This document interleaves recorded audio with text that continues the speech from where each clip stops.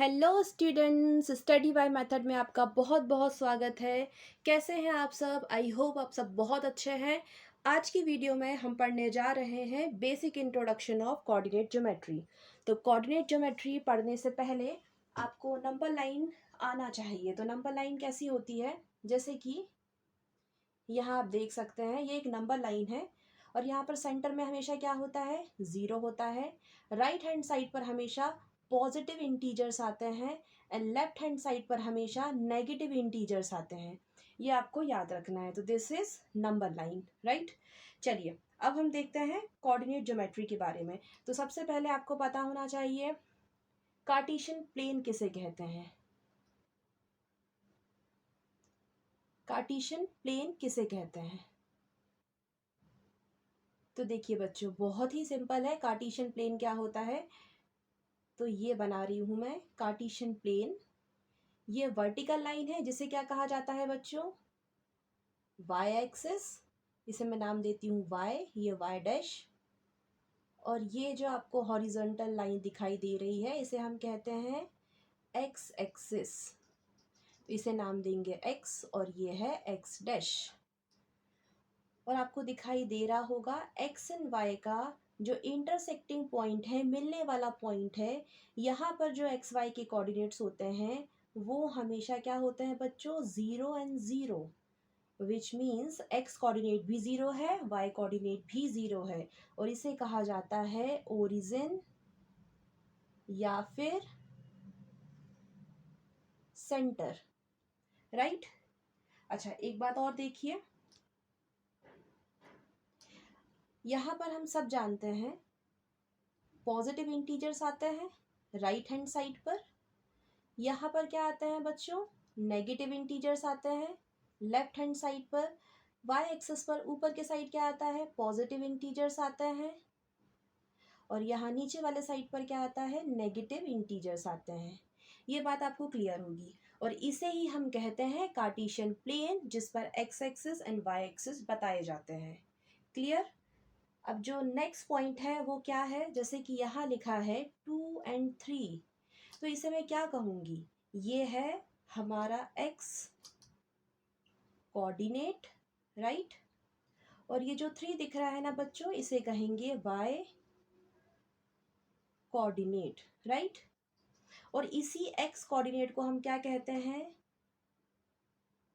Abscissa. And इस Y coordinate को क्या कहा जाता है? ऑर्डिनेट। क्लियर? इस एक्स कोऑर्डिनेट को क्या कहते हैं बच्चों? एब्सिसा। और वाई कोऑर्डिनेट को कहते हैं ऑर्डिनेट। फॉर एग्जाम्पल, अगर आपसे कोई पूछता है 2 and 3 कोऑर्डिनेट लिखे हुए हैं तो इसमें एब्सिसा क्या है? तो एब्सिसा है 2। और ऑर्डिनेट क्या है बच्चों? तो ऑर्डिनेट है 3। बिल्कुल इसी तरह से अगर यहाँ लिखा है 4 and 5, तो एक्स कोऑर्डिनेट क्या है? 4 है। और इस एक्स कोऑर्डिनेट को ही क्या कहा जाता है? एब्सिसा। इसमें एब्सिसा क्या होगा? 4 होगा। और वाई कोऑर्डिनेट क्या है? 5 है। इसे ही क्या कहते हैं? ऑर्डिनेट कहते हैं। तो 5 आपका क्या है? ऑर्डिनेट या फिर वाई कोऑर्डिनेट, राइट। तो आपको ये सब बातें समझ में आ रही हैं, राइट। अब देखिए, यहाँ एक बात और आपको याद रखना है। वो क्या याद रखेंगे आप? यहाँ एक और चीज याद रखना है, वो है ऑर्डर्ड पेयर। क्या होता है बच्चों ऑर्डर्ड पेयर?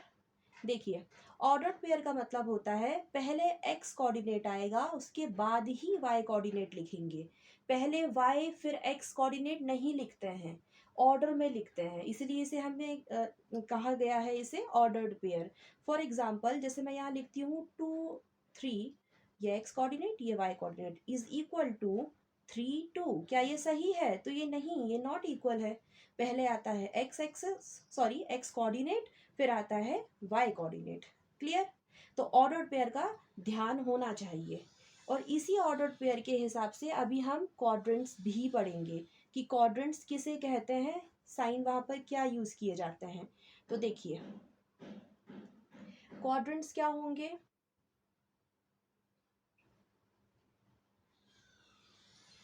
क्वाड्रेंट्स क्या होते हैं बच्चों? तो ये जो आपको दिखाई दे रहा है ना, ये है फर्स्ट क्वाड्रेंट, ये है सेकंड क्वाड्रेंट, ये है थर्ड क्वाड्रेंट और ये है फोर्थ क्वाड्रेंट।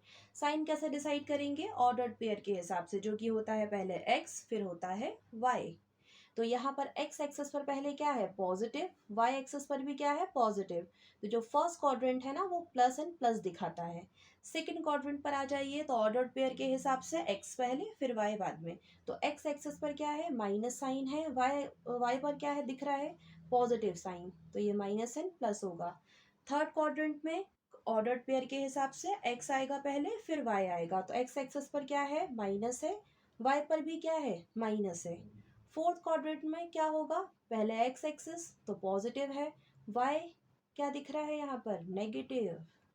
तो ये हो गए आपके quadrant, first quadrant, second quadrant, third quadrant and fourth quadrant, और ये सब उसमें यूज होने वाले साइंस है। कैसे देखे हैं हमने ऑर्डर्ड पेयर के हिसाब से पहले एक्स कोऑर्डिनेट आता है फिर वाई कोऑर्डिनेट आता है, तो उस हिसाब से हम वहाँ पे साइन भी यूज कर रहे हैं। क्लियर। चलिए अब अगर मैं कहती हूँ कि कोई पॉइंट है P और उसके कोऑर्डिनेट्स दिए हुए हैं मुझे 1 एंड 2, तो इसका क्या मतलब हुआ, और इसे मुझे प्लॉट करना है इस कार्टेशियन प्लेन पर। तो कैसे करेंगे, तो देखिए यहाँ पे क्या लिखा है बच्चों 1, इसका मतलब क्या है ये है आपका x कोऑर्डिनेट, या फिर ये है क्या एब्सिसा, और ये क्या है आपका y कोऑर्डिनेट या फिर क्या ऑर्डिनेट। ठीक है,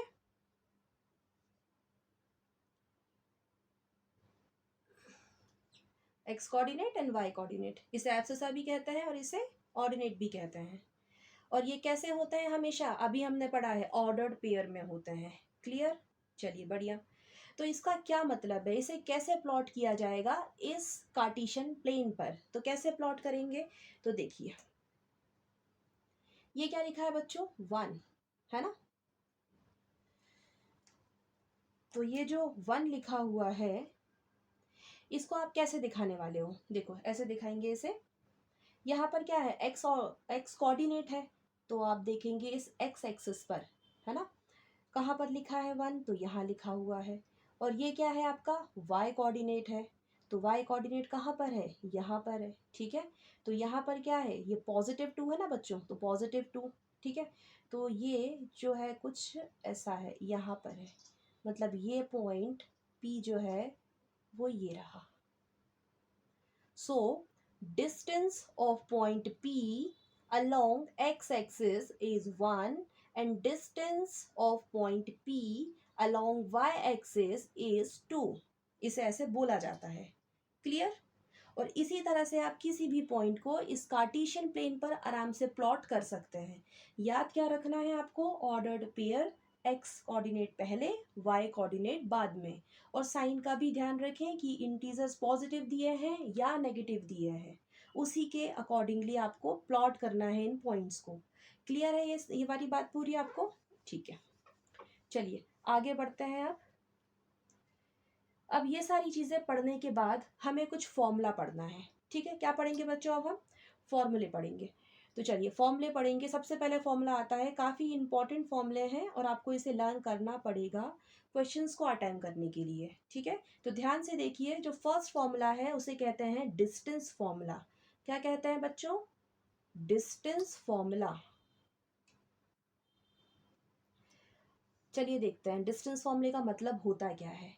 मान के चलते हैं मेरे पास एक एक्स एक्सिस के ऊपर, या फिर कोई भी एक्सिस है, एक्स है या वाई एक्सिस है, मेरे पास कुछ पॉइंट्स हैं।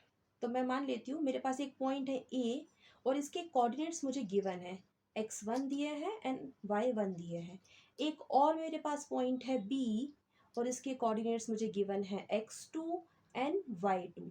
अब मैं आपसे पूछ रही हूँ कि इस ए और बी जो पॉइंट है इसके बीच की दूरी कितनी है, डिस्टेंस कितनी है, तो आप कैसे बताएंगे कार्टेशियन प्लेन पर। तो आपको एक फॉर्मूला यूज करना है। वो फॉर्मूला क्या होता है, स्मॉल डी मतलब डिस्टेंस बता रहा है, is equal to under root x2 minus x1 का whole square plus y2 minus y1 का होल स्क्वायर। अब देखो बच्चों, गलती कहाँ होती है, जब इस फॉर्मूले को हम क्वेश्चन में लगाते हैं तो आपको बेसिक्स मैथ्स अच्छे से आनी चाहिए। दूसरी बात, आपको साइन की मिस्टेक्स नहीं करना है, माइनस साइन अगर आता है तो ध्यान से करना है सॉल्यूशन। तीसरी बात होती है आपको फॉर्मूला बिल्कुल सही लगाना है। यहाँ पर हम क्या लिखा है, x2 माइनस x1 लिखा है, ध्यान दीजिए, y2 माइनस y1 लिखा है। तो आपको ये नहीं करना है कि आप x1 माइनस x2 कर रहे हैं, ये नहीं होगा। x2 माइनस x1 कीजिए, y2 माइनस y1 कीजिए, राइट। जो फॉर्मूला आपको दिया है एग्जैक्टली आपको वही लगाना है। तो डिस्टेंस फॉर्मूला क्या बताता है, कोई दो पॉइंट्स के बीच की डिस्टेंस पता करने के लिए हमें डिस्टेंस फॉर्मूला यूज करना है, ठीक है। अब इसे कैसे अप्लाई किया जाता है उसके लिए मैं एक वीडियो बनाऊंगी जिसमें मैं क्वेश्चंस करवाऊंगी, तो आप वो ज़रूर देखें। जो दूसरा फॉर्मूला है बच्चों, जो बहुत यूज होता है, वो है सेक्शन फॉर्मूला। क्या होता है, सेक्शन फॉर्मूला। सेक्शन फॉर्मूला में हम क्या सीखते हैं, क्या पढ़ते हैं। तो मान के चलते हैं यहाँ पर एक लाइन सेगमेंट दिया है ए एंड बी, और मेरे पास इसके कोऑर्डिनेट्स भी हैं जो कि हैं x1 एंड y1, और यहाँ पर है x2 एंड y2। मुझे इन पॉइंट्स के कोऑर्डिनेट्स पता है, ठीक है। अब ये जो लाइन सेगमेंट है, इसे कोई point P, x and y उसके कोऑर्डिनेट्स हैं, कितने रेशियो में डिवाइड कर रही है, तो मान के चलिए मैं मानती हूँ कि ये कुछ m/n में डिवाइड कर रही है, या फिर कुछ भी आप ले लीजिए नंबर कि ये 2/3 में कर रही है, या जो भी कुछ आप लेना चाहते हैं, ठीक है। तो हम यहाँ पे अभी फॉर्मूला अप्लाई करना सीख रहे हैं, फॉर्मूला देख रहे हैं, इसलिए मैं यहाँ पर कुछ नंबर ना लेके आपको ऐसे वेरिएबल से बता रही हूँ कि m और n रेशियो में इसे डिवाइड किया जा रहा है, इस पूरी लाइन सेगमेंट को। क्लियर। तो अब मैं क्या करूँगी, मुझे ये पता करना है x coordinate and y coordinate की एग्जैक्ट वैल्यू कितनी है। अब हम इस्तेमाल करेंगे, यूज़ करेंगे सेक्शन फॉर्मूला। तो क्या होता है सेक्शन फॉर्मूला, देखिए, x is equal to m x2 plus n x1 upon m plus n, and y is equal to m y2 plus n y1, this is y, okay, upon m plus n। तो ये किस लिए use किया जा रहा है, x coordinate की exact value find करने एंड y कोऑर्डिनेट की एग्जैक्ट वैल्यू फाइंड करने। तो इसीलिए यूज होता है सेक्शन फॉर्मूला। क्लियर है। चलिए एक और फॉर्मूला देखेंगे हम, मिड पॉइंट फॉर्मूला। तो मिड पॉइंट में क्या करते हैं बच्चों, मिड पॉइंट फॉर्मूला देखिए, मिड पॉइंट फॉर्मूला कब यूज किया जाता है, तो मेरे पास एक लाइन सेगमेंट है ए एंड बी, और इसके कोऑर्डिनेट्स मुझे पता है, x1 y1 है, ये है x2 y2, और मुझे ये भी पता है बहुत अच्छे से, ये पूरे लाइन सेगमेंट को एक कोई पॉइंट है जो कि P है, वो इक्वली डिवाइड कर रहा है 1/1 में। अब मुझसे पूछा गया है x एंड y जो कोऑर्डिनेट्स हैं उनकी एग्जैक्ट वैल्यू बताएं, तो कौन सा फॉर्मूला इस्तेमाल होगा। तो अब जो फॉर्मूला यूज करेंगे वो है x is equal to x2 plus x1/2 and y is equal to y2, this is y2 plus y1 upon 2। अब बहुत बच्चे सेक्शन फॉर्मूला अप्लाई करने में and mid point formula apply करने में काफ़ी कंफ्यूज होता है, तो मैं एक बार और क्लियर कर रही हूँ। देखो बच्चों, यहाँ पर क्या है ना, इक्वल रेशो दिया है, ठीक है। और जब भी कोई लाइन सेगमेंट को इक्वल रेशो में डिवाइड किया जा रहा है, तो वहाँ पर हमेशा आप मिड पॉइंट फॉर्मूला लगा सकते हैं, ठीक है। बट अगर रेशोज कुछ दिए हैं 2/3, 3/2, ये तो इक्वल नहीं है ना, 4/3, 3/4, तो अब आपको क्या करना पड़ेगा, तब वहाँ पर आप सेक्शन फॉर्मूला लगाइए, ठीक है। तो आई होप आपको ये सारी चीज़ें क्लियर है। आज के वीडियो के लिए सिर्फ इतना ही। अगर आपको मेरा वीडियो पसंद आया है तो please do like, share and subscribe my channel. Next video में हम ये सीखेंगे कि ये सारे जो फॉर्मूले हैं और जो कंसेप्ट हैं उन्हें हम क्वेश्चंस में कैसे अप्लाई करते हैं, तो वो वीडियो आप ज़रूर देखें। Till then, bye bye, take care, thanks for watching my videos.